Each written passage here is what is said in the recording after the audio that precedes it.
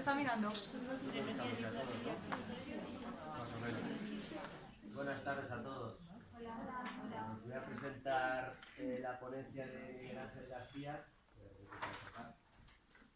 Miguel Ángel fue antiguo alumno de SCUNY, de la promoción del 2002. Fue alumno mío, por eso está aquí uno de nosotros también. Ha vivido la experiencia educativa pues, de diferentes maneras. Ahora está liado con este tema de la neurociencia. Ha estudiado pedagogía también. Y bueno, pues nos va a presentar, aparte de que nos va a presentar su libro, Neuromatemáticas en Educación Física, nos va a hacer también algún tipo de propuesta práctica, ¿verdad?, para que bueno, pues sea esta ponencia un poquito más llevadera. Ya sabemos que son horas que queréis iros a comer y demás, pero yo creo que va a ser muy interesante, va a ser provechosa y le vamos a sacar su jugo todos, ¿vale? Así que agradecemos a María el habernos dejado la biblioteca para poder hacer esta ponencia. Gracias. Y nada, os dejo con él para no dilatarlo más. Muchas gracias a Miguel Ángel, ¿vale?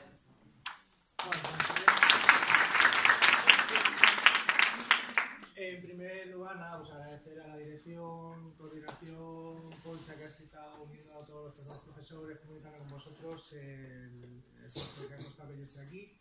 Y bueno, pues comunicaros la ilusión y la alegría que 15 años después, aparece un suspiro, pero son 15 años ya lo que tardaron en volver aquí, ¿no? Bien, vamos a tener para una horita y 5 como mucho, ¿vale? Ya sé que estáis cansados, tampoco hablar del mismo tema es productivo. Y bueno, ¿quién soy yo? ¿Qué es lo que hago? ¿Y por qué estamos aquí? ¿Qué es lo que nos va a pasar en la próxima hora, no?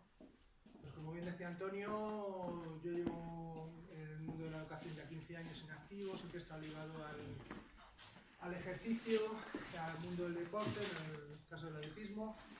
Y bueno, siempre me encontré con los 158.000 millones de resultados que puedes encontrar en el Google de, bueno, ejercicio físico, actividad física y rendimiento académico. ¡Pum! Salen 8.000 millones de resultados. Pero realmente una respuesta que uniera el ejercicio, la actividad física, motriz con rendimiento académico, no había nada en esa, no había una línea de unión. Entonces, pues bueno, por una serie de coincidencias se me encargó un trabajo y bueno, pues tirando de hilitos, investigando, moviendo unos cuantos centenares de folios de bibliografía después, lo que hay entre esa línea de unión entre el ejercicio y el rendimiento académico es el cerebro. Lo que nos pasa es el cerebro. Todo lo que nosotros hagamos va al cerebro, todo lo que nosotros sentimos va al cerebro, todo lo que nosotros practicamos, ejercitamos, va al cerebro. El movimiento es la base de una cognición desarrollada. Es así de sencillo. Hay algunos autores que son un poco más radicales en esto y llegan a afirmar que tenemos cerebro porque nos movemos, de la misma manera que nos movemos porque tenemos cerebro. Lo uno sin lo otro es indisoluble. Yo no soy tan radical, pero bueno, razón no les falta. Siempre que empezamos una exposición sobre neurociencia, siempre que se habla sobre el cerebro, todo el mundo ha entendido la materia, todo el especialista que se dedica a hacer esto con mucho más nivel que yo, siempre empieza por lo mismo. Falsas creencias, datos erróneos que tenemos sobre el cerebro, ampliamente aceptados, pero que son total y rotundamente falsos. El nuevo movimiento de la neurociencia está desbancando una serie de mitos, está replanteando teorías, sobre todo con la psicología, que hasta ahora estaban comúnmente aceptadas. Todo eso se está reformulando. ¿Por qué? Porque ahora hay unas nuevas metodologías, una nueva tecnología sobre todo, para analizar la fisiología cerebral, el funcionamiento de cómo funciona, de cómo se comunica el cerebro entre sus partes, cómo interacciona en sí mismo, que está desbancando algunas cuestiones aceptadas por otra serie de cuestiones. La ciencia es así, una cosa es cierta hasta que deja de ser. No pasa nada, no vamos a menospreciar o a atacar la psicología, de luego le debemos muchísimo, le vamos a seguir debiendo mucho, pero como parte de la ciencia hay que reformularla cada cierto tiempo. Hace unos años el proyecto Brain del presidente Obama, por cierto tiene un madrileño a cargo, generó una gran inversión, un gran desarrollo tecnológico. Siempre que hay dinero, la tecnología va por detrás, ¿vale? Todas las empresas, toda la industria tecnológica siempre va allí donde hay dinero. En este caso se metió mucho dinero al estudio del funcionamiento cerebral y eso ha hecho que, uno, el resto de gente se agrupara en las investigaciones de manera paralela a lo que se estaba haciendo en Estados Unidos y que todo el mundo empezara a trabajar en red. Aparte, un desarrollo tecnológico nos permitía analizar lo que le estaba pasando al cerebro in vivo. Antes, para tener datos del cerebro, había que esperar a que un sujeto se muriera y hacer filetitos a aquel cerebro. Ya se fuera un mono, ya fuera una persona. Y eso estaba muy bien a nivel anatómico, la geografía cerebral la teníamos perfectamente asimilada, pero el funcionamiento no es tanto. De hecho, la meta del proyecto Brain es llegar a establecer el funcionamiento de 1 millón de neuronas, teniendo en cuenta que el cerebro humano tiene en torno a las 86.000 millones, pues vemos la cantidad de dinero que se está destinando realmente para cubrir la punta del alfiler. ¿Vale? Una punta muy valiosa, por otra parte. Pero bueno, volvemos al tema de los neuronitos, falsas creencias. Este es de los más comunes. Solo usamos el 10% del cerebro. Ha habido hasta una película hace pocos años de esto. Se usa todo. Sí es cierto que no todo en todo momento, pero se usa todo. ¿Vosotros creéis que un órgano que consume en torno al 20% del oxígeno y el 50% de la glucosa, la evolución va a permitir que esté ahí sin hacer nada? No hay cosa que tenga menos compasión en este universo que la evolución. Ser vivo que no se adapta, ser vivo que desaparece. De los seres vivos que se adaptan y se mantienen, lo que usan lo mantienen o lo potencian y lo que no lo pierden. Lo que no se usa se pierde. A nivel evolutivo es una cuestión que está ya más que contrastada. Hay diferentes partes en el cerebro, como digo, no funciona todo siempre, pero todo tiene su funcionalidad. De esas 86.000 millones de células, hay otros 86.000 millones de células glia, que son las que complementan, las que sirven de sustrato, soporte y protección a las neuronas, que son las encargadas de pensar, y que se encargan de que las neuronas hagan eso, se encargan de los procesos mentales que generan pensamiento y cognición. Se usa todo.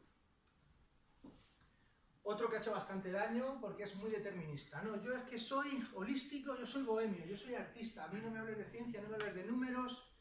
Esto todavía hay gente que lo tiene a capa y espada defendido. Sí es cierto, y es en lo que se han apoyado los defensores de este sistema, que hay una diferencia de procesamiento. Sí es cierto que ante el mismo estímulo, el cerebro izquierdo, el racional, el lineal, que solo vale para ciencias, se ilumina, tiene actividad eléctrica en menos puntos, pero con mayor potencia. Digamos que está más concentrado, ¿no? Y en el lado derecho, en el artístico, el holístico, el que lo ve todo en su conjunto, en su globalidad, sí que hay una estimulación más distribuida, más cantidad de puntos, pero menos potencia por punto, ¿sí? Aquí el problema es que se nos olvida que hay un gran invitado, que es el cuerpo calloso, que media entre los dos hemisferios.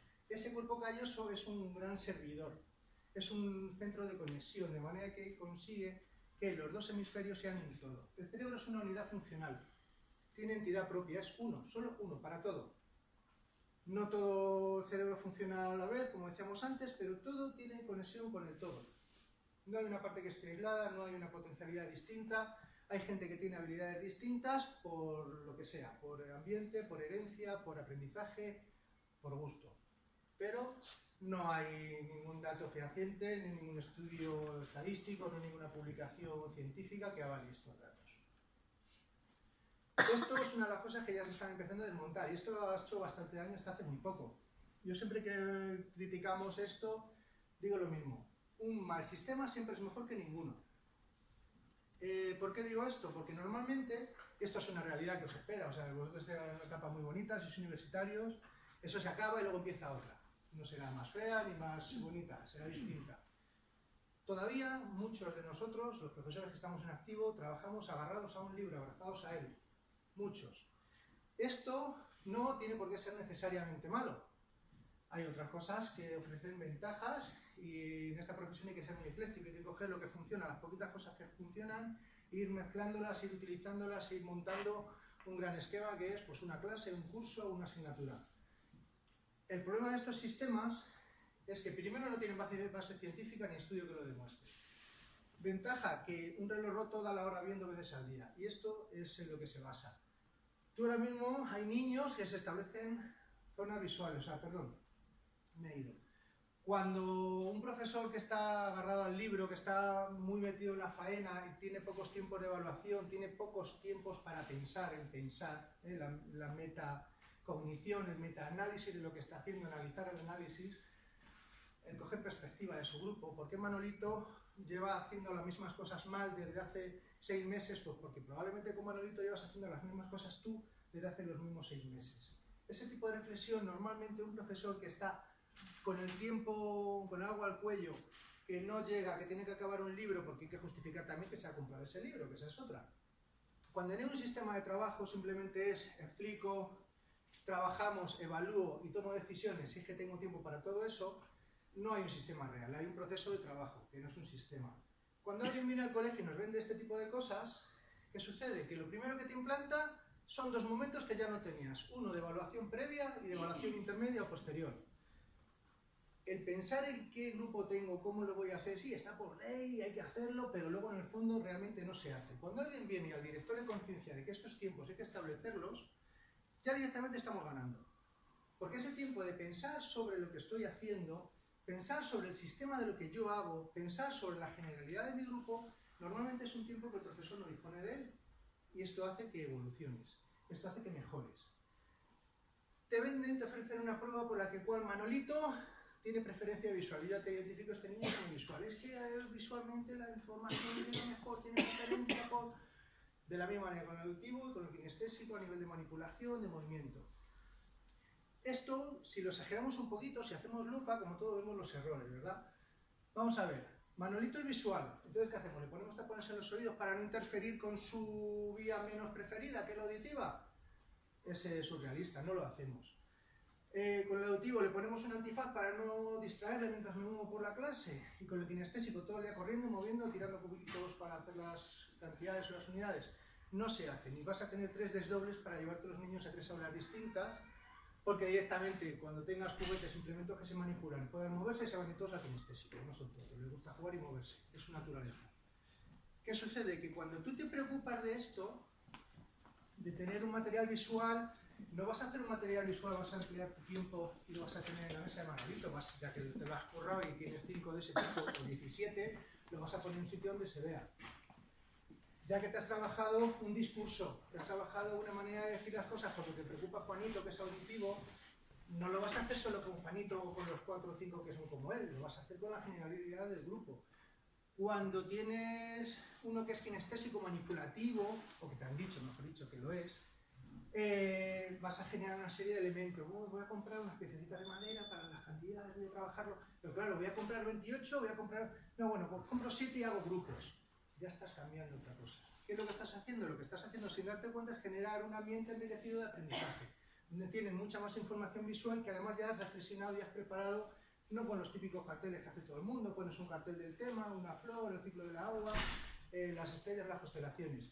Es un material que primero has tenido tiempo para elaborar, has justificado ese tiempo de elaboración y además estás enriqueciendo el ambiente. Ah, es que si utilizas este sistema mejora el rendimiento de los alumnos. No, lo que has hecho sin darte cuenta es enriquecer el ambiente de aprendizaje y ahí es donde se mejora, porque estás mejorando los diferentes canales de comunicación donde los conceptos llegan por diferentes ondas al cerebro.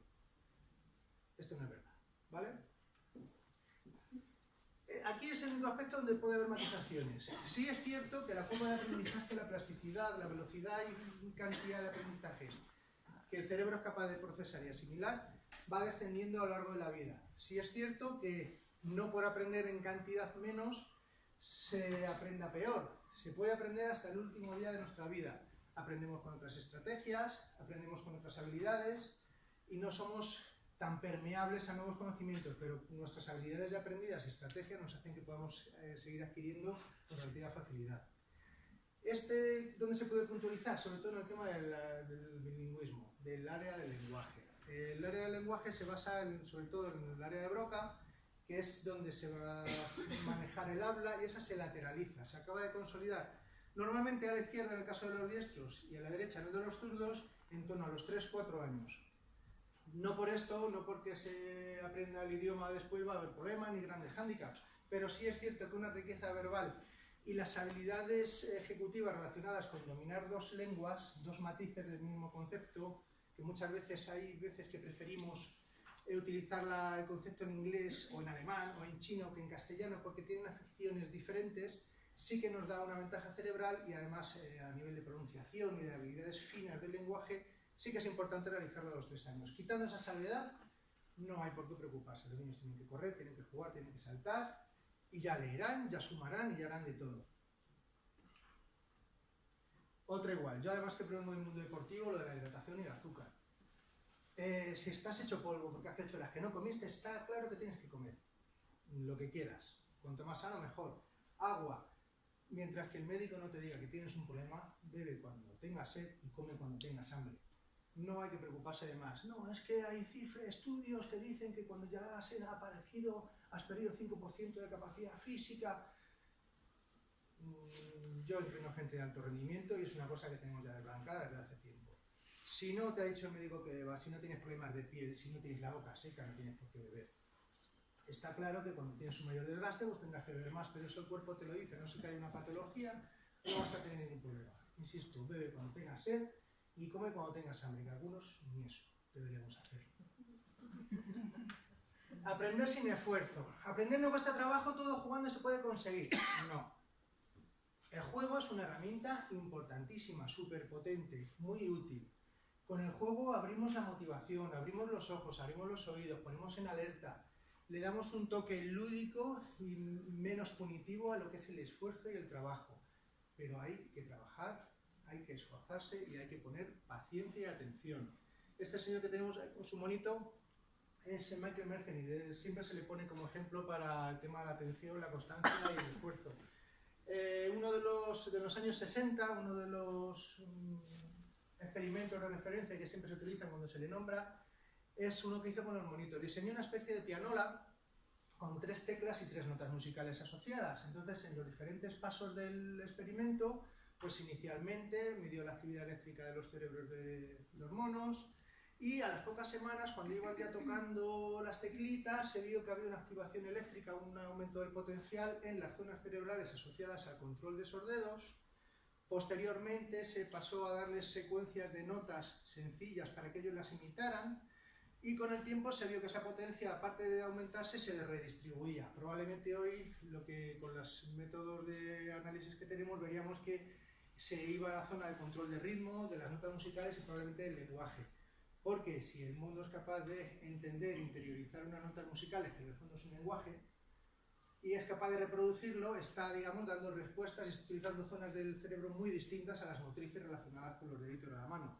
Pero en los años 60, lo que les sirvió es para comprobar que el monito se iba recibiendo el zumo, se iba recibiendo el premio, tras escalón del experimento, va aprendiendo y va teniendo su refuerzo positivo. De manera paralela hizo el mismo ejercicio con compañeros de camada de los monos, o sea, técnicamente iguales, en capacidades y potencialidad intelectual, y la diferencia es que el premio, el zumito, lo podían beber a discreción. Resultado, la activación fue mínima, los aprendizajes fueron ningunos. Además, por la dinámica cerebral, si no repasamos una y otra vez, si no repetimos, si no volvemos al concepto, no se acaba de establecer una conexión neuronal madura. ¿Esto qué quiere decir? Que tenemos que repetir el trabajo de los conceptos, no tenemos que repetir las tareas, no tenemos que ser repetitivos, machacones, aburridos. ¿Vale? Se puede trabajar la misma acción jugando, cantando, saltando, haciéndolo manipulativo, haciéndolo con un lápiz y un papel y haciéndolo de manera oral. Trabajar los mismos conceptos desde diferentes vías de entrada. ¿Sí? Otro. El número de neuronas es limitado y el cerebro es inmutable. Bueno, antes hablaba de las 86.000 millones de neuronas y las células glia asociadas. Las células glia es un elemento muy interesante, hasta hace poco no demasiado bien conocido. Es el sistema de soporte que tiene el cerebro para mantener funcionando a las neuronas. Ellas pueden realizar funciones tan distintas como la protección frente a infecciones, el soporte vital en cuanto al transporte de nutrientes, neurotransmisores, digamos, hacen la intendencia de todo lo que es el trabajo de la neurona. Hay algunos tipos incluso que pueden mutar y convertirse en neuronas, generan nuevas neuronas para reparar daños, para mejorar conexiones, para dar potencialidad al cerebro. Y además es inmutable, el cerebro cambia, pero es un elemento plástico que se adapta. Genera nuevas conexiones neuronales, no sé si en torno a 100.000 diarias. No son demasiadas si tenemos en cuenta los números generales, pero son 100.000. Aquí siempre hay un ejemplo del neurocientífico Álvaro Pascual Leone, que está trabajando en Stanford ahora mismo, está investigando incluso estimulación cerebral en diferentes zonas para conseguir mayor concentración, atenuación de los efectos de la hiperactividad. bueno, está en ese campo, en aplicar corrientes, en aplicar magnetismo, en aplicar diferentes tipos de radiación y medir la incidencia que tiene sobre cerebros activos humanos, ¿vale? Bueno, pues este hombre lo que hizo hace 5 años fue coger una serie de individuos total y absolutamente normales, sin ninguna patología, sin ningún mérito extraordinario, y les privó de visión. Les puso un antifaz y se tiró con ellos 5 semanas. A la segunda semana, y luego hacían tareas manipulativas. A la tercera semana, segunda, ya había cambios de impulso eléctrico y de actividad cerebral en la zona de la corteza visual, que está en la nuca. Ya había activación cerebral para tareas manipulativas, tareas que normalmente pertenecerían a la corteza motriz, a la corteza sensorial, a la corteza auditiva, pasaban a entrar parte a la que estaba empezando a dejarse de utilizar. La potencialidad perdida de no tener la visión funcionando era absorbida por áreas de la corteza visual para mantener actividad. Él mismo cambia, él mismo se adapta, él mismo genera zonas donde pueda aumentar su capacidad de funcionamiento. Esto a las 2 o 3 semanas se les retiraba el antifaz, recuperaban la visión y estos efectos de hiperestimulación eléctrica desaparecían. O sea, se volvía a readaptar a la situación de visión normal.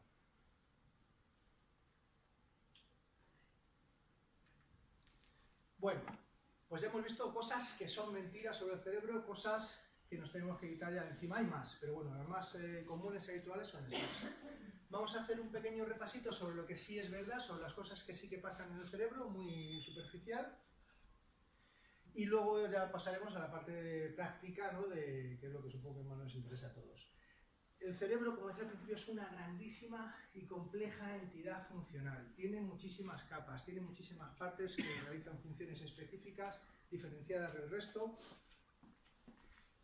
que por muy distintas que sean, siempre tienen relación. Es muy difícil que una parte del cerebro trabaje sola. Nosotros podemos pensar en el concepto silla, y yo tengo silla, 4 patas, un color, un nombre, una fonación, y además sirve para sentarme o subirme o hacer lo que sea con ella. Siempre hay diferentes zonas que van a estar asociadas a conceptos. Un concepto no es unidimensional.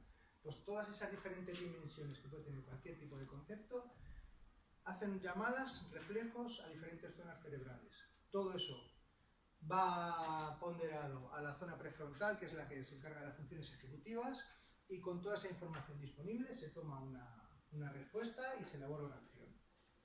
Perdón. Bueno, este dibujo es de la teoría de Land, del 68, en el que, bueno, pues se hace una diferenciación, una estratificación en 3 pisos de lo que es el cerebro humano. El piso inferior, el de abajo, el cerebro reptiliano, se llama reptiliano no porque lo tengamos en común con los reptiles. La estructura cerebral es bastante parecida a casi todos los animales, con sus diferencias morfológicas, pero más o menos las piezas con sus alrededores vienen siendo prácticamente las mismas en todos. Se llama reptiliano porque lo conservamos desde que éramos reptiles, o sea, pasó el paso a reptiles, pequeños mamíferos, grandes mamíferos, seres humanos. ¿Vale? Y básicamente no ha cambiado su funcionamiento, que es el sistema automático del cuerpo, control de corazón, control térmico, control de la respiración, equilibrio, funciones automáticas, el piloto automático de nuestro cuerpo. Y comunicación con los pisos superiores de toda la generalidad del cuerpo. En el segundo piso tenemos el cerebro límbico, es el epicentro de toda la actividad que como profesores vamos a tener con los chavales. Los protagonistas del cerebro límbico son 2. Uno, el hipocampo, que aparte de ser un gran conector de todas las áreas cerebrales, va como los manillares de una bici de carreras, va recorriendo toda la zona interna del cerebro y pone en contacto casi toda la dimensión de la corteza superior, es donde se almacena la memoria a largo plazo. Realmente el centro del aprendizaje. Lo que no se recuerda, lo que no se almacena, se olvida, por lo tanto no se puede llamar aprendizaje. ¿Vale? Y la compañera, la copiloto, la amígdala cerebral. Esta amígdala se encarga de poner una estampa, un sello emocional en cada recuerdo. Todo lo que nosotros recordemos, bueno, malo, regular, va a tener una estampa emocional. Yo, por ejemplo, no me olvidaré jamás el primer día que descubrí lo que pasa con las ortigas. Tenía 7 años... Iba de vacaciones a Galicia, lo primero que hice al salir del autobús fue aterrizar con mi cara sobre una ortiga. Yo no sabía lo que eran las ortigas, no se me ha olvidado. Tengo ya 40. Estampa emocional, intensidad del momento y sensaciones. Todo va a tener una estampa emocional, todo. Todo. Por eso hay cosas que me gustan, cosas que no me gustan, cosas que relaciono con motivación positiva o negativa. La amígdala es muy importante porque además regula el sistema. Bueno, me he ido, zonas cerebrales, lo que estaba contando. Todo va unido a la zona prefrontal, que es la que decide, la que toma decisiones, donde tenemos almacenados y gestionamos los convencionalismos sociales, lo que está aceptado o no aceptado, lo que debo hacer o no, todo lo que es el conjunto de decisiones finales, ¿sí? El sistema dopaminérgico, serotoninérgico.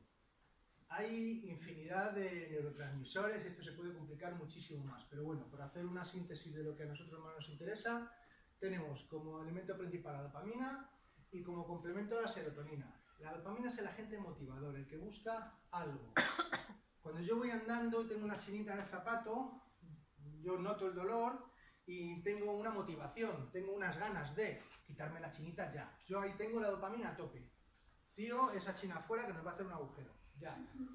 ¿Qué es lo que busco? Busco la satisfacción de quitarme la chinita. Cuando yo tengo esa chinita, lo que hace es que hay una descarga al torrente sanguíneo de dopamina, de serotonina, y encuentro un equilibrio. En ese equilibrio es donde está la satisfacción, la tranquilidad, el interés mantenido.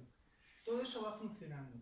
Cuando yo quiero algo, cuando yo me motivo a algo, cuando hay una activación cerebral, descargo dopamina. Esa dopamina va a producir que se desemboque al torrente noradrenalina, norepinefrina, que sirven para los estados de alerta y atencionales. Activan como un arbolito de Navidad todos los puntos de actividad cerebral. Cuando aburrimos también motivamos, pero motivamos para que se vayan. Es el efecto de doble filo de la dopamina. Es el agente motivador, pero no motivador para hacer lo que yo quiero hacer, no. Es el agente motivador para hacer algo. Si yo tengo un ambiente afectivo en clase positivo, si yo les estoy manteniendo con un discurso o con un movimiento o con giros en la dinámica de la clase, les estoy manteniendo atentos, estoy regenerando su ciclo dopaminérgico, estarán motivados en hacerme caso.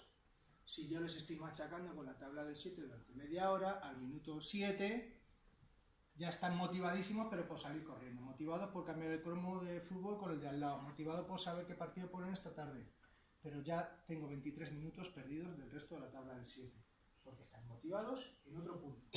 Sí, ya la serotonina ni la esperan, o si la esperan es a base de eso, el cromo, pues mira, menos mal, ya me he quitado de esto, ¿entendéis? Bien, como final, el cerebro es un órgano plástico, cambia, muta, tiene capacidad de regeneración, no tanta como para vencer lesiones graves, pero sí tiene capacidad de regeneración. Necesita esfuerzo, constancia y atención. Hay en internet, es una cosa maravillosa. Hay unos vídeos, si queréis esta tarde buscarlo, de cómo dos dendritas se buscan por la estimulación eléctrica, se juntan y se unen.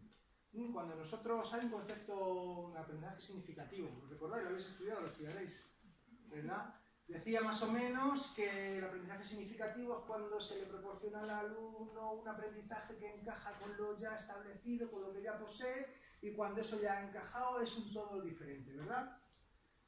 Pues eso es la fisiología cerebral. Todo conocimiento es un entramado, una circuitería cerebral. Cada vez que nosotros entramos en eso de la zona de desarrollo próximo, también lo habéis estudiado, lo estudiaréis, ¿sí? Cuando yo me muevo en esa zona de desarrollo próximo es cuando estoy en esa zona sensible de las dendritas, cuando estoy tan cerca de las neuronas que ellas solas son capaces de unir las piezas del puzzle y se buscan, y además se ven en esos vídeos a velocidad acelerada, se buscan y se encuentran y se conectan. Eso es la zona de desarrollo próximo, eso es el aprendizaje significativo, porque ese cerebro cuando ya se ha unido, cuando hay 2 millones de neuronas que antes no estaban unidas, ya es un cerebro distinto. Cuando nosotros le damos un aprendizaje a un niño, cuando nosotros aprendemos, estamos haciendo cambios en nuestra fisiología cerebral. Esto se dice rápido, pero es muy importante, porque nuestro cerebro ya nunca va a ser el mismo, será un 0,0001% distinto. Pero bueno, unos cuantos de esos a lo mejor llegamos al 1, ¿sí? Y esto, si no se le da esfuerzo, no se le da constancia, lo que no se aprende bien se olvida, lo que no se estudia bien se olvida, lo que es para hoy, para mañana lo dejo, se olvida, se pierde. Esas uniones fisiológicas, esas dendritas que se buscan y se encuentran, si siguen unidas, Esas células glia de las que hablábamos antes se encargan de darle vueltas a eso, lo envuelven de mielina, lo establecen y lo dejan así para siempre. Y es un conocimiento que no se va a olvidar porque ya está establecido, está fijado a nivel físico, a nivel estructural. ¿Vale? Neurogénesis y su relación con el ejercicio. Este es el eje de todo mi trabajo, de todo lo que yo vengo funcionando. Hay unas sustancias que se llaman neurotrofinas, que se segregan en gran cantidad en la musculatura, en el hígado, en los riñones, que se producen cuando hacemos ejercicio. Preferiblemente aeróbico y de intensidad moderada vigorosa. Esto, en el torrente sanguíneo, se comporta como hormonas. Cuando son capaces de traspasar la barrera hematoencefálica, que es una especie de muralla china que tiene el cerebro para que no le entren infecciones y cosas de estas, se comportan como neurotransmisores y como sustancias como tienen muchísimas tareas. Entre ellas, llegar a zonas objetivo y mandar la señal de que células grias se conviertan en neuronas, generan neuronas nuevas, neuronas de crecimiento. Cuando esto se hace de manera continuada, se producen mejoras en lo que es el tamaño del hipocampo. Esto está demostrado ya, ¿vale? No está científicamente demostrado. Gente que hace ejercicio tiene un hipocampo en torno a un 5 y un 7% mayor. Eso es un 5 o un 7% más de disco duro de aprendizajes que tenemos disponibles ahí. Actividades de tipo memorístico, actividades físicas y sobre todo actividades combinadas que implican movimiento con aprendizaje, inciden muchísimo más en esta práctica. Aquí siempre se pone el ejemplo de los taxistas de Londres. Los taxistas de Londres, que es una ciudad complicadísima para circular, tienen además unos exámenes alucinantemente difíciles para superar, tienen un hipocampo extremadamente grande. Extremadamente grande, viene siendo de más del 10% en según qué zonas. Esto es primero porque tienen una comunicación con su corteza motora para el cálculo de espacios y de dimensiones muchísimo mayor que el resto. La memorización de planos, esquemas, rutas y alternativas es importantísima. Este trabajo hace que tengan un hipocampo un 10-12% mayor que el resto. El ejercicio continuado incide. Conectividad neuronal provocada por acciones combinadas. La potenciación de las funciones ejecutivas, de lo que es el control de las decisiones, el control de las ejecuciones que estamos llevando a cabo en un momento dado, se ve beneficiado por dos cuestiones. Cuando nosotros estamos moviéndonos, estamos utilizando la corteza motora, estamos utilizando la corteza visual, auditiva, estamos utilizando equilibrio, estamos utilizando una gran cantidad de zonas cerebrales por el movimiento propio. Si además somos capaces de integrar conceptos diferentes, de lenguaje, de mates, de geografía, cualquier cosa que se nos ocurra combinar, ya estamos haciendo una llamada más a un área cerebral. Estamos poniendo en contacto dos zonas cerebrales. ¿Qué pasaba con esas dendritas que eléctricamente se buscan y se encuentran? Pues que si yo estoy poniendo en contacto la corteza cerebral, estoy produciendo movimiento, con lo cual estoy potenciando que mi memoria mejore. Y además estoy poniendo en juego habilidades distintas de zonas cerebrales distintas, estoy mejorando la capacidad cognitiva. En este sentido, estamos mejorando el tejido cerebral, estamos engrosando la corteza gris. La sustancia gris, que es la corteza cerebral, está demostrado no hace demasiado tiempo que correlaciona con el cociente intelectual, es decir, a más corteza, más cociente intelectual. En la corteza cerebral básicamente hay dos cosas, neuronas y tejido conectivo. Sobre las neuronas podemos tener un cierto impacto, pero limitado, ya lo hemos dicho, con el ejercicio, con entrenamiento, con trabajo intelectual. Pero lo que sí que es más ilimitado y más fácil de reproducir es el tejido conectivo, el asociar. Asociar distintos conceptos, al asociar distintas partes de la corteza cerebral gracias al movimiento, al ejercicio y a actividades combinadas, que tengan que estar constantemente llamándose de un lado a otro. Eso engrosa la corteza cerebral porque produce nuevas conexiones, esas sí que son mucho más rápidas e inmediatas y además sirven para muchísimas más actividades. Todo eso hace que engrosemos la corteza cerebral y mejoremos el cociente intelectual. Bien. Pues ya vamos a la parte práctica, ¿vale? En la parte práctica vamos a ver, os voy a contar nada, 3 cositas sobre mi libro y sobre la aplicación experimental que realicé el año pasado en el colegio donde trabajo. En mi libro lo que cuento es más o menos lo que os he contado ahora, ¿vale? Un poquito más desarrollado, tampoco demasiado, pues la influencia que tiene el ejercicio, el desarrollo cerebral y la mejora que podemos conseguir con todo ello de manera combinada. Básicamente hice un copia-pega de eso, porque para eso es mío, lo cojo y lo pego, y lo bajé a la realidad de mi colegio. Lo bajé a la realidad de mi colegio con propuestas básicas, sencillas, dentro de lo que son currículos ordinarios, tanto de educación física como de matemáticas, sin salirme de la ley y todo para poderlo hacer aplicable. El problema que tienen los colegios es que tienen que hacer cosas dentro de la ley. Bien, ¿cómo empecé yo esto? ¿Cómo empezó a funcionar? Pues en primer lugar hice un metaanálisis. Un metaanálisis es el análisis de mucha gente. La bibliografía que pude emplear aquí fue brutal. Fueron 9 meses de trabajo para lo que es el libro, y luego el otro fue rápidamente porque era un copia-pega. Me basé en 2 líneas de investigación. Estudios que relacionaban actividad física y rendimiento académico y todo lo que tenía que decir sobre ello la neurociencia, neurodidáctica, neuroeducación. Bien, pues 2 hallazgos fundamentales que pude tener fueron 2. Uno, que ningún colegio con el máximo de 1 hora diaria de educación física, nosotros estamos en 2, 1 diaria, nunca jamás tuvieron un resultado negativo. Tuvieron desde 0 a no tener impacto o no ser relevante a diferentes niveles de mejoría en rendimiento académico, pero ningún colegio que dijo, bueno, pues el horario es limitado, el problema que tenemos en ese momento es decidir qué dejo de dar, 1 hora de mates, 1 hora de lengua, 1 hora de plástica, 1 hora de música, porque más horas me puedo meter. Entonces, ¿esto cómo lo hacemos de verdad? Pues hay que decidirse quitar 1 hora de algo y darla de juego.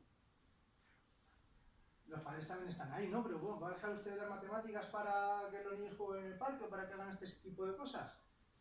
Cada centro lo tiene que gestionar. Pero lo que pude encontrar en muchísima bibliografía, en medio mundo, es que ningún colegio que ha dedicado 1 hora diaria a que los chicos tengan actividad física ha perdido notas. Ninguno, 0, lo puedo decir rotundamente. Lo que sí también encontré es que todos aquellos centros que, aparte de hacer esto, planificaron, evaluaron y dieron un seguimiento y constancia a estos programas de actividad física, cuanto mayor es el nivel de planificación, desarrollo, control y evaluación que llevaron, más eran los resultados, mejores eran los resultados académicos obtenidos. Constancia, esfuerzo, actividades combinadas. Bien, los objetivos, bueno, ya lo hemos hablado antes, dopamina, adrenalina, serotonina. ¿Algunos habéis estado de prácticas este ciclo? Ya todos, ¿no? Sí. Bien, ¿qué pasa cuando llega el profe de Educa a clase? Se vuelven locos, eres el rey del mundo. Ya les puedes llamar lo que sea, que te van a querer igual. Luego a lo mejor ya si toca correr o hacer algo que no le gusta, ya la cosa puede cambiar. Pero en ese momento el profe de Educa es el rey, es el momento mágico del día. Ya tienen la adrenalina, la noradrenalina y la dopamina a tope. Es el momento ideal para, de manera lúdica, poner en contenido lo que están trabajando en mates, lo que están trabajando en lengua, hacer algo complementario. Es un momento ideal, tienen ya la ventana abierta, por ahí puede entrar cualquiera. ¿Qué se potencia a largo plazo? Pues vamos a activar la implicación de diferentes zonas cerebrales, mejora la conectividad neuronal y neurogénesis asociada al ejercicio. Estos son los objetivos que se plantean tanto en el libro como en el proyecto experimental que tuvimos. Los objetivos: mejorar la motivación y la actitud. Esto es fundamental. Yo me acuerdo, esto lo aprobaron en septiembre, lo llevamos a inspección en octubre, pues empezamos en noviembre, o sea, fue un experimento un poco tardío en el curso escolar. Pues en enero llovía, hacía un día gris, era lunes a primera hora, y yo estaba dando clases de matemáticas. Y bueno, pues estaba Francisco con sus moscas, a lo suyo. Y claro, el problema de esto es que el compañero le dio con el codo y le dijo: oye, Francisco, que esto lo vamos a jugar el jueves. Esto lo vamos a jugar el jueves. Tío, pavila, que esto va mal ya. El jueves no van a sopas con ondas, sino a vilas. La motivación ya anclada. Le hemos dado el giro. Ellos saben que están haciendo algo especial, saben que no es lo de siempre. Además es jugado, tienen 1 hora extra para jugar. Y es que esto lo vamos a jugar, esto sirve para jugar, tío. Eso en cambio ya lo conseguimos.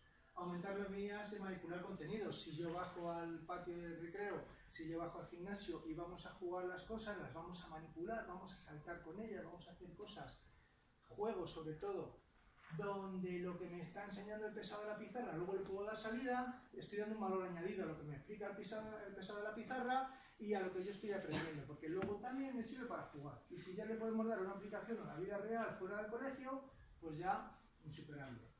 Aumentar el tiempo dentro de la educación física. Nosotros sacamos del horario de matemáticas 1 horita. En principio fue un proyecto limitado, pero bueno, empezar por el principio siempre cuesta y siempre poco a poco.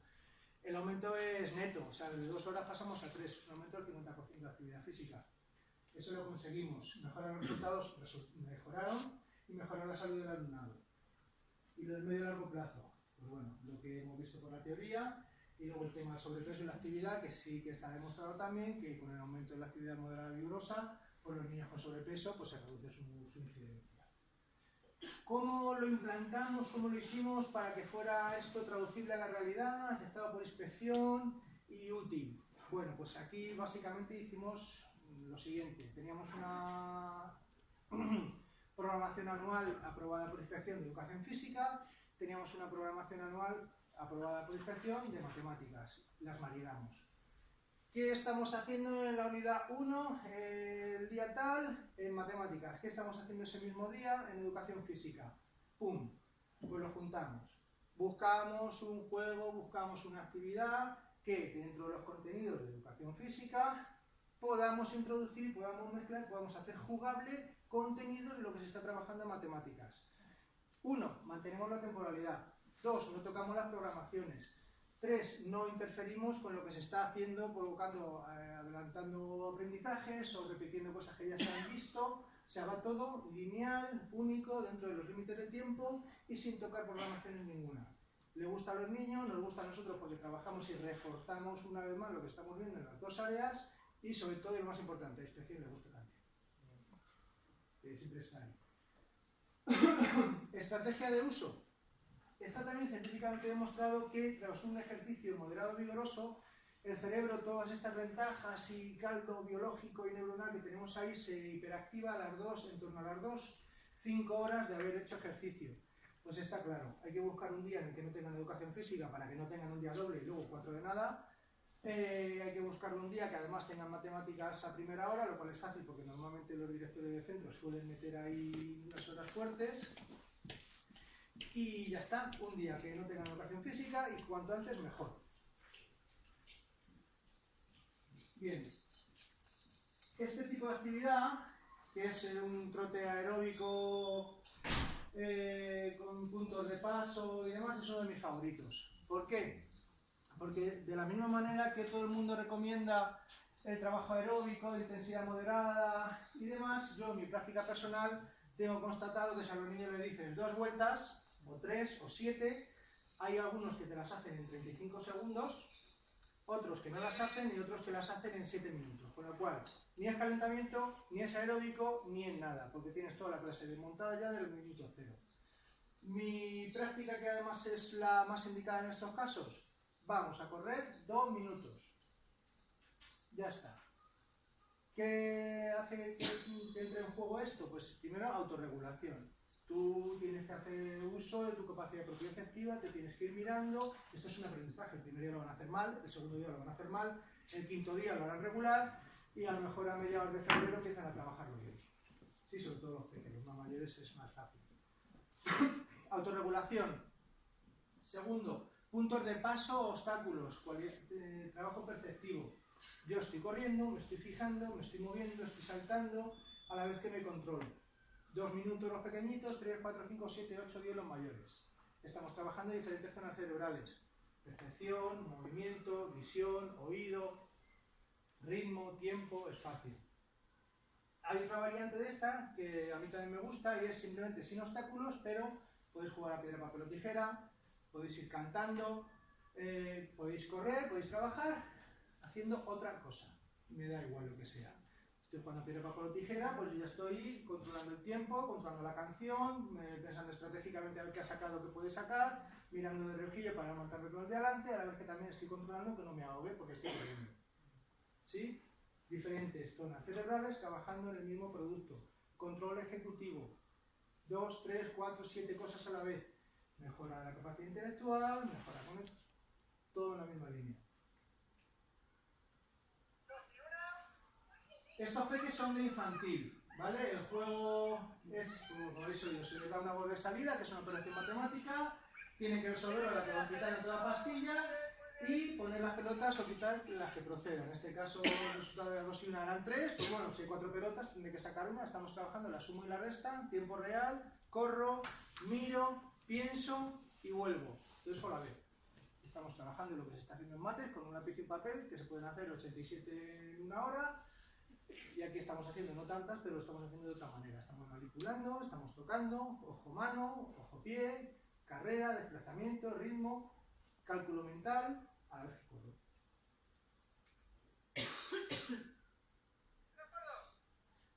Una actividad parecida, aquí tenemos bueno, un trabajo de equilibrio, solamente elementos elevados, 3×2, estos niños son de segundo, estamos trabajando en las tablas de multiplicar. Igual, se puede adaptar. Una ventaja que tiene la educación física es que el mismo juego, la misma actividad, lo puedes no hay muy pocas actividades que sean exclusivas de un aspecto concreto. El mismo juego te puede valer de equilibrio, te puede valer para desplazamiento por el espacio, te puede valer para juegos de presentación y contacto, te puede valer para actividades colaborativas. Aquí, ya llegados a este punto, teniendo claro todo lo que hemos hablado, el límite es la imaginación y conocimiento de cada uno. Si no te sabes muchos juegos, te compras un libro, que los hay, lo buscas en internet, y el resto es echarle las imaginaciones.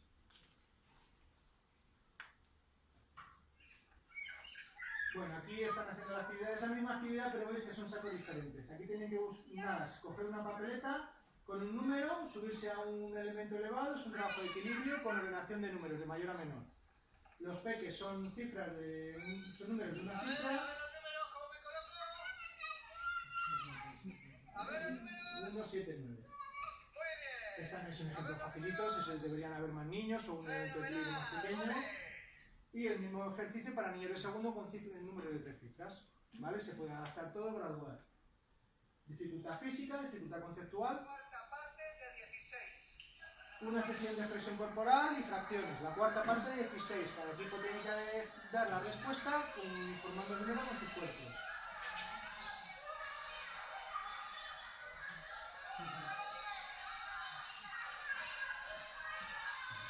Esto vale para la forma corporal, vale para actividades colaborativas, puede servir para unidad de presentación y contacto. A ver este 4. Bueno. ¿Cuánto un poco más? A ver este 4. Un 4. Bueno, puede valer. Y este 4. Fenomenal.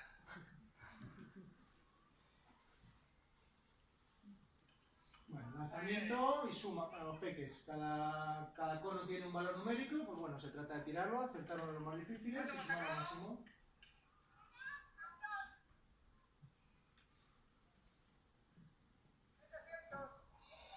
Esto es el trabajo final de una unidad de giros, ya más o menos había tenido dar volteretas hacia adelante y hacia detrás. Y en matemáticas, uno de los contenidos que estaban trabajando era la unidad seguida de ceros, en este caso de 3.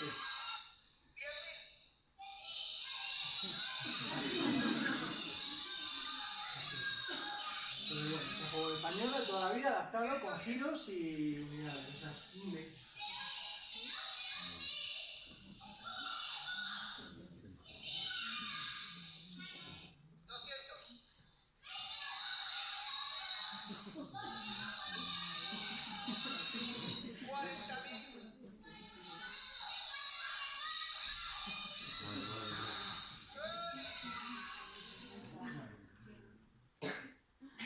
Son ejemplos, hay miles. En el libro hay 80 fichas de juegos por niveles. Aquí estamos trabajando en coreografía, estamos mirando una polka y fracciones y conseguir el número decimal a través de su fracción. Muy bien, vamos a ver. 24 entre 100, 24 entre 100, 24 entre 100, 24 entre 100. Perfecto, ¿quién fue el primer equipo?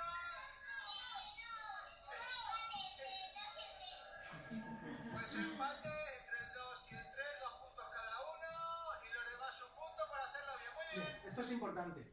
Una estrategia que yo uso con ellos es que siempre, si tú haces el trabajo conceptual bien, tienes el punto asegurado. Si luego además vas y lo haces el primero, pues te ganarás el segundo. ¿Vale? Pero el hacer el trabajo bien hecho te garantiza un punto. Si no, nada. Esto que los obliga a replantearse, no correr a lo loco y primero la tarea y luego ya el ganar.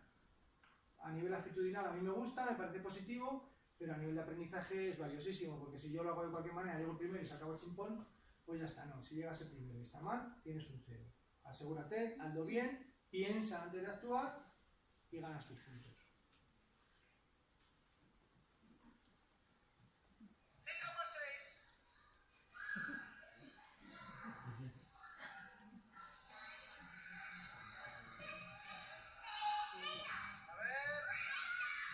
Igual, este juego se puede graduar. Al principio puedes dejar que el equipo responda en el tiempo establecido, que es hasta que llega el primer tronquito.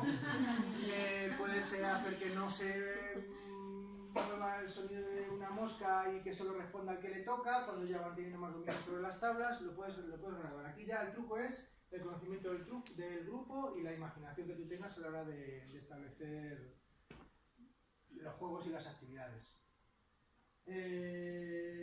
Todo este tipo de actividades combinadas, todo este tipo de ejercicio físico dirigido y combinado, hay infinidad de bibliografía, hay infinidad de resultados científicos que lo apoyan.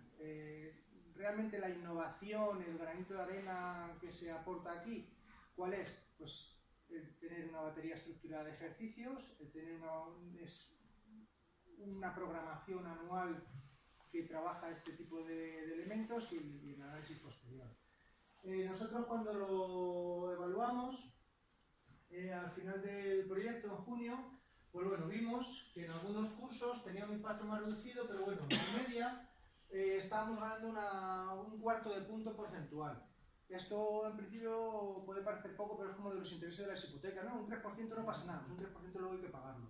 Un 3% año a año, un cuarto de punto anual, sirve para que después de 6 años ese punto y medio que pierden casi desde primero no se pierda y acaben de otra manera.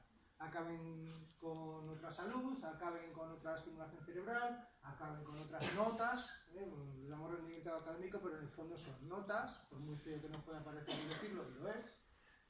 Y esto en una experiencia de 6 meses de aplicación, con 3 profesores, de los cuales 2 pues bueno, fueron entrenados sobre la marcha, o sea que bueno, con sus deficiencias, tiene un resultado pues aceptable. Aceptable para continuarlo y dar el salto al mantenerlo en el tiempo, porque igual todas estas actividades, como decía al principio, si son mantenidas en el tiempo, controladas, evaluadas y repensadas, al final aportan beneficios. Un resultado no esperado que nos encontramos fue que los 3 cursos que participaron, el primero, el tercero y el quinto, donde trabajamos, al final del curso pudimos observar que había un 16% menos de ausencias por enfermedad, por diferentes tipos. Un 16% demasiada cantidad de niños que no han faltado a clase por estar malitos, como para tomarlo como coincidencia. ¿Vale? En 6 meses de trabajo y con 1 horita más a la semana. Hay que tener en cuenta que las cifras oficiales dicen que el 80 y tantos % de la actividad física que hace un niño hoy día es en el colegio. Si ese 80 y tantos % ya le estamos dando 1 horita más, imaginaos el impacto tan grande que tiene solo 1 hora semanal de trabajo físico. Si ya fueran 2 o 3, no tiene que pensar. Muchos millones, mucho dinero, mucho presupuesto se está destinando a prevención, a reparar daños, a investigación en hospitales, no hay medicina ni arsenal médico que pueda equiparar lo que el ejercicio le da al cuerpo. Todo lo que se agrega al organismo, todo el beneficio biológico que conseguimos a través del ejercicio, no hay en el arsenal médico nada que se le parezca. Es así de sencillo. Y bueno, pues hasta aquí ya.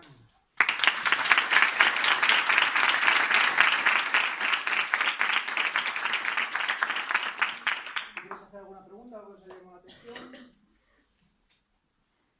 ¿Queréis salir corriendo para comer? ¿Alguien tiene alguna pregunta?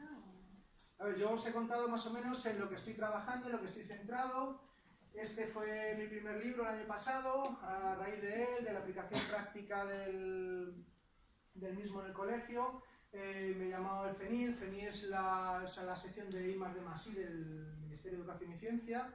Y bueno, cuando tengan esa segunda ley educativa que pretenden sacar y además hay una parte específica de educación física y tal, irá añadido a eso una segunda publicación que se me pidió en este sentido, unas unidades didácticas de neuromotricidad y aprendizaje, O sea que esto de la neurociencia viene para quedarse y va a estar en el calendario oficial. No sé ni cómo ni cuándo, porque eso ya depende de los ministerios, pero bueno, este trabajo es el que llevo haciendo, el que sigo haciendo, y bueno, pues el que me está dando alegrías, y bueno, por primera vez como esta, estar aquí con todos vosotros. Muchas gracias. A vosotros.